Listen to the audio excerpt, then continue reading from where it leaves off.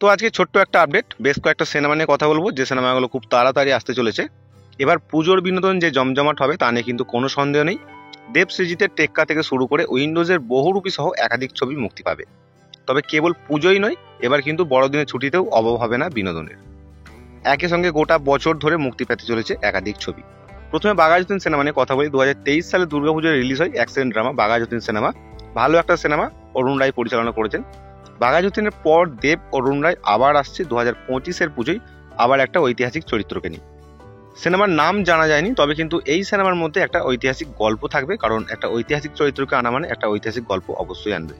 এছাড়া আবারও এত বছর পর বড় পর্দায় ফিরছে গুপি বাঘা। একেবারেই তাই, এই সিনেমাটার নাম হতে চলেছে গুপি বাঘা ফিরে এলো। জানা গেছে এই বছরেই মুক্তি পাবে ছবিটি। এর আগে সত্যজিৎ রায়ের পরিচালিত গুপি গাইন বাঘা বাইন ছবিটি 1969 সালে 8ই মে মুক্তি পায়। আবারও কিন্তু একই নামের ইঙ্গিতে সিনেমা মুক্তি পাচ্ছে।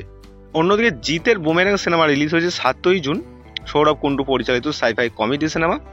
বুমেরাংয়ের পর জিৎ তার পরবর্তী ঈদের ছবি লক করে ফেলেছেন। কাস্টিং ফাইনাল হয়ে গেলে সিনেমার ঘোষণা আসবে। আবার শোনা যাচ্ছে অঙ্কুশ মির্জার পর আবার একটি ছবির প্রযোজনা করতে চলেছে। এই ছবিতে তিনি নিজেই হিরো। ছবির নাম রাখা হয়েছে রাক্ষস। পরে পরিবর্তন হতে পারে এই সিনেমার নাম। তো এই ছিল আজকে ছোট্ট একটা আপডেট। আর আরো জানতে আমাদের সাথে জুড়ে থাকুন।